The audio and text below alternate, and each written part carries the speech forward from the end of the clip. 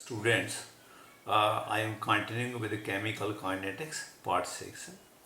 Today I will discuss with you rate constant, rate law, law mass action and specific rate constant.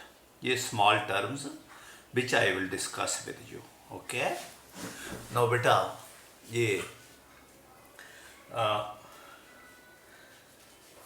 during during a chemical reaction, during a chemical reaction, जब कोई reaction होती है बेटा, chemical reaction,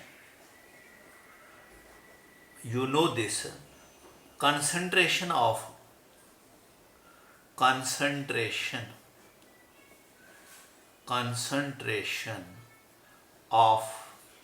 reactant, concentration of reactants is decreased. जो reactant होते हैं उनकी concentration decrease होती है, and the concentration of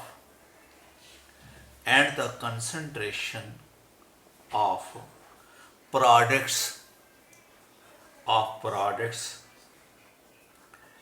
is increased. ये बेटा आपको ये आगे ही मालूम है, ठीक है। हम इसको ग्राफिकली ऐसे लिखते हैं बेटा, ये टाइम है, इस साइड को टाइम बढ़ रहा है बेटा, टाइम चेंज हो रहा है, ठीक है। और प्रोडक्ट्स की कंसंट्रेशन जो है वो इंक्रीज होती है बेटा, ऐसे।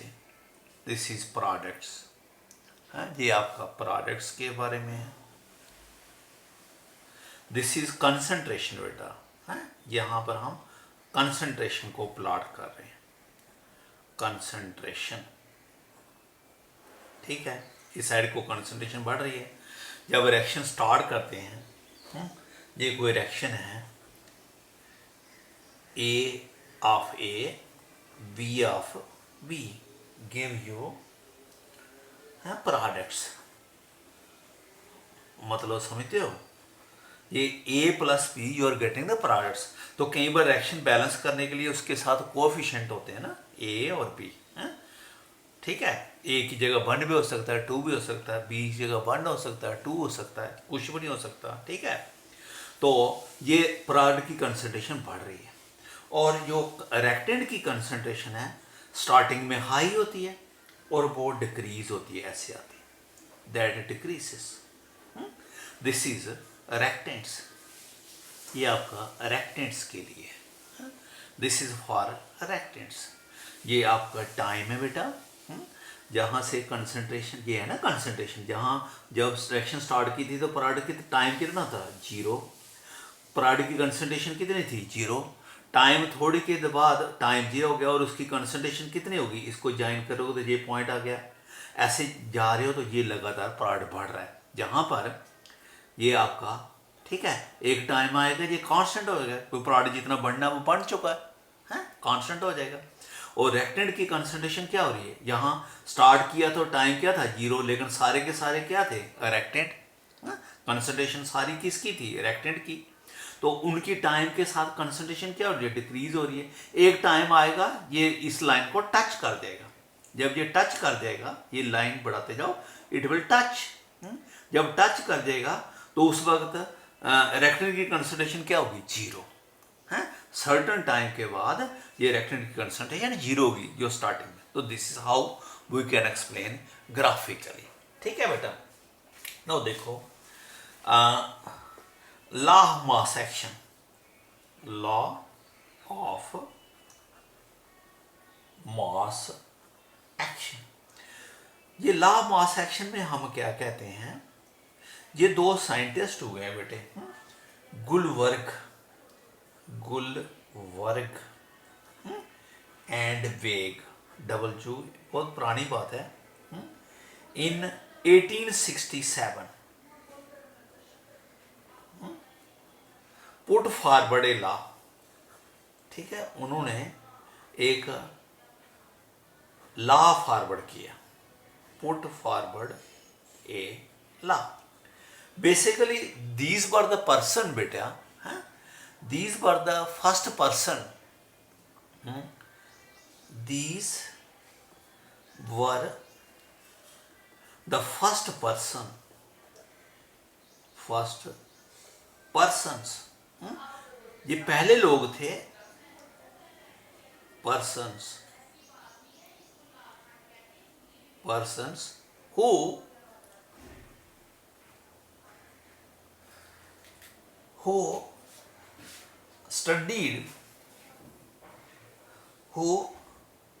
studied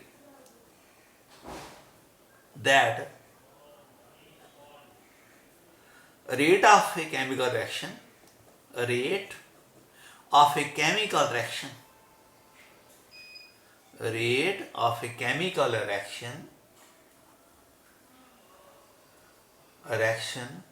depends upon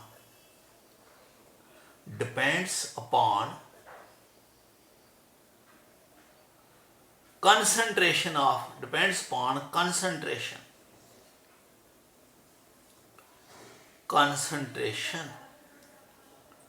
of reactants.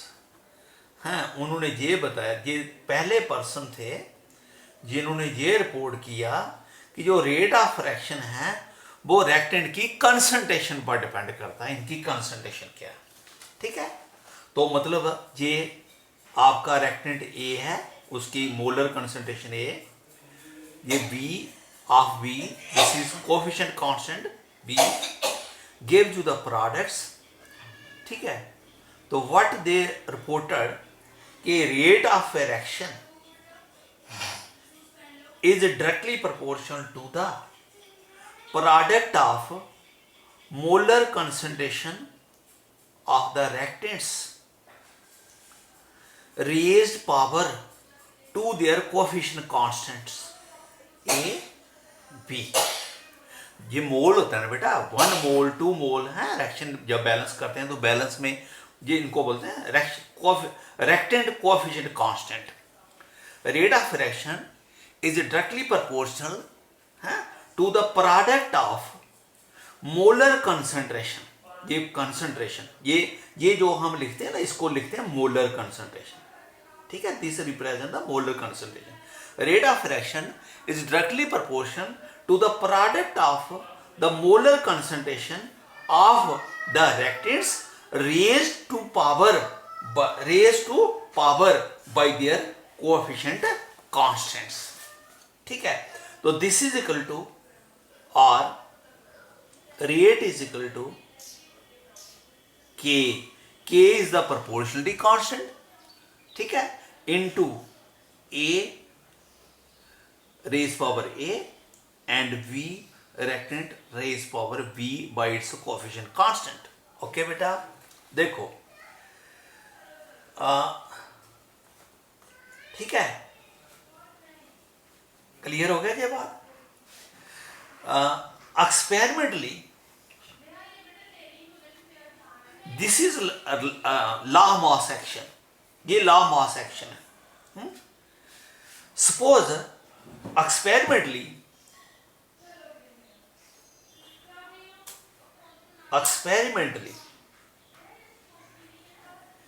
it is found बेटे, it is found that rate may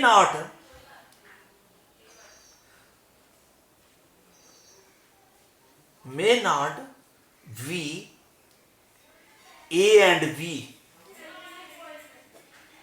जे अगर A1 है तो ये 1 हो गया ना, अगर A2 है तो ये 2 हो गया ना, और जब इसको ये A1 है तो 1 1 के बेसिस से ये क्या हो जाएगा 2, रेट क्या हो जाएगा 2. अगर ये 1 है तो 2 क्या हो जाएगा 3. तो ये कह रहा है कि रेट जरूरी नहीं है, ये not depend upon, may not be, rate may not be depending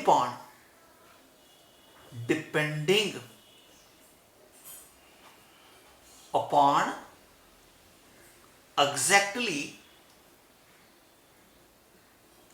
exactly A and B, वो जो जहां ए की वैल्यू यहां पर 1 है तो जरूरी नहीं ये 1 हो सकता है ये 2 हो। अगर ये एक्सपेरिमेंटली हमने करके देखा कि रेट ये एग्जैक्टली इसके मुताबिक नहीं जाता, depending upon exactly and B, and it may be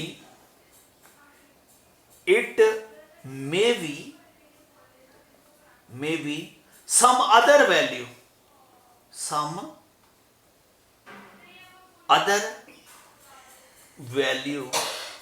alpha and beta.